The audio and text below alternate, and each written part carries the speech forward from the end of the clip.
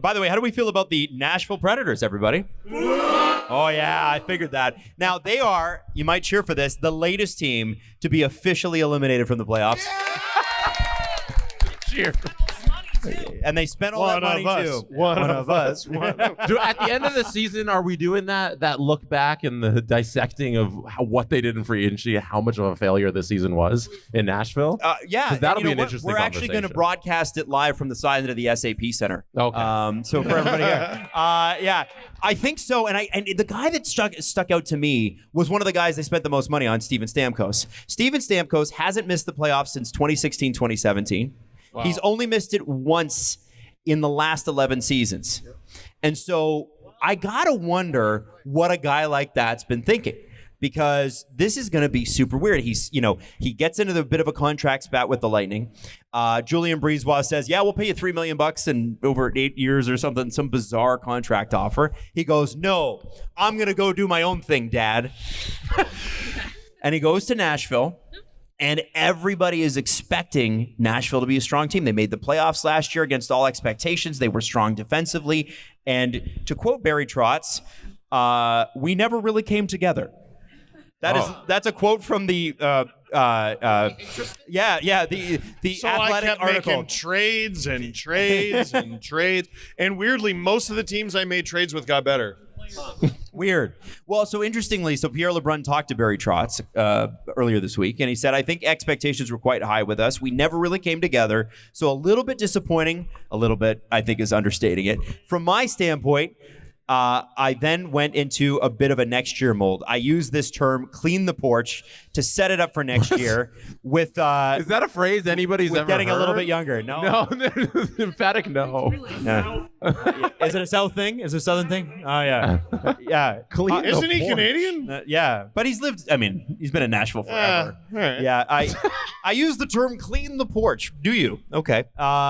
He said here's what he said, and I wanted to know what you guys thought of this, and crowd too. We'll probably be a better team after this kind of disappointment. No. It's hard to be worse than like second last. So, yes. Yeah. Going to the Sphere? Yeah. Are they going to the Sphere? Well, thanks for Askarov in the crowd. Yeah.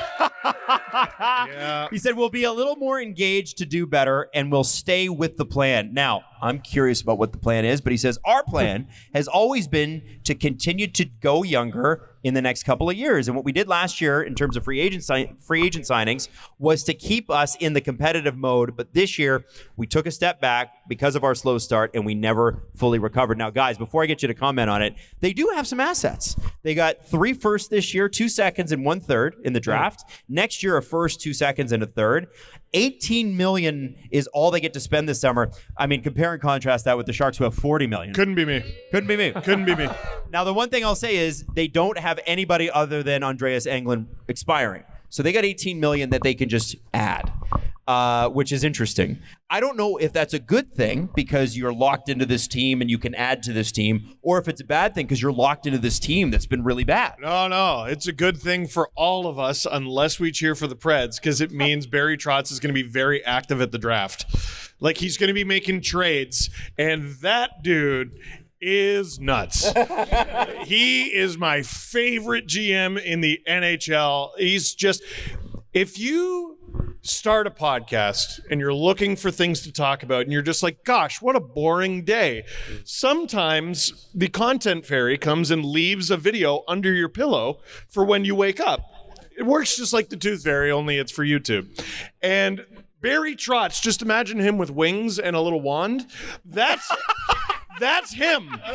He's my favorite. You do wanna. He's my favorite GM. Is he wearing a diaper? He's wearing a diaper, right? Is the what? The Tooth Fairy doesn't wear a diaper. Oh, you're right. What is it with diaper? Well, Cupid. I got Cupid in there. Oh, yeah, that's right. Right. Cupid and the Tooth Fairy are not the same. Yeah, you're right. No. Cupid is actually far more problematic. Yeah. We're canceling Cupid. We're done with him. So No more Cupid. no more Cupid. That's right. Now listen, Cupid out. It's an interesting position that they've got themselves in because all the guys, like you said, that they've traded have done really well elsewhere. And you kind of ask yourself, okay, so like, what's the problem with us, man? We're the common denominator. Do you think that introspection is happening, or are they just going to keep that train rolling? And should Mike Greer call them this summer? Absolutely. He should call them till there's blisters on his thumbs. 100%. Just text away with because him. I'm sure people here hate the Askarov deal. Yeah. You know? Oh, yeah. Yeah. Brutal. Oh, down with that. Oh, so mad. Darn, we got this great Yeah, 'cause you guys don't want to rip anyone off, do you? No. You would never want to do that. And then he was signed to a really good cost-controlled deal. Oh, no. Oh no! And he's looked great. Man, you can feel the guilt in the room. It's just palatable. It's just hang. Oh, we feel so bad. Yeah. Listen, it's very, very interesting. Now, the Blues that eliminated them are the complete opposite story. And I know that you guys probably aren't great Blues fans. Screw the Blues. Okay, fair enough. The Blues are 8-1-1 in their last 10, and that last night was their 8th straight win. Unbelievable. They are now 5 points up on the Vancouver Canucks for the final wild card, and that race is really cooling off. They're 2 points away from catching the Minnesota Wild for the first wild card spot. Their first round opponents, if they stay where they are, either the Winnipeg Jets or, and Jesse, I want to get your thoughts on that in a second, and they could maybe squeak past the Wild and play the Golden Knights. Wow, there's so many Knights fans here. So Jesse, let's start with the Blues lining up with the Jets potentially. Yeah. How do you feel about the Blues' chances in that series? It feels like 2019 in St. Louis. Like they have the similar vibes. Nobody likes that, but it's true. You fire the head coach, and since February 1st, or it's a little late. Did you just say January. my ex liked the Blues? Since late January, yeah, that's why she's your ex. Yeah. Since late January, the Blues have the most points in the NHL. No team has accumulated more points than the St. Louis Blues. And going into the playoffs, that's all you want to be. You want to be hot at this stretch. Who cares what they did from September through January? Now they're on top, and I think every team should be worried about them, especially the Winnipeg Jets, who consistently What do they do, underperform in the playoffs. Why is that, Jesse? Because maybe they have a fraud in net. Are you guys booing that? Jesse. It couldn't be Connor. Jesse. Yes. You're burying the lead. Oh, am I? Not only is it hella fraud watch, it's hella fraud versus Binnington again. What? That was good. Oh, we're in. Oh, We're in America. Oh. Sorry.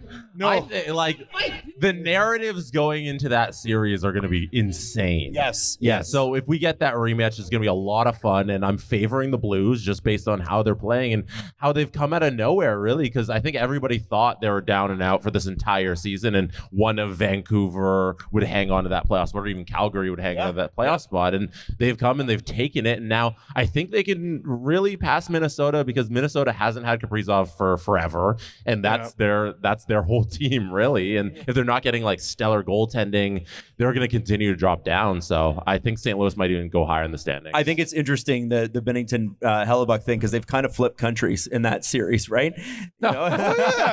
It's kind of neat, right? It doesn't mean anything, but I just thought it was interesting. It means everything. Now it means everything. That's one of those.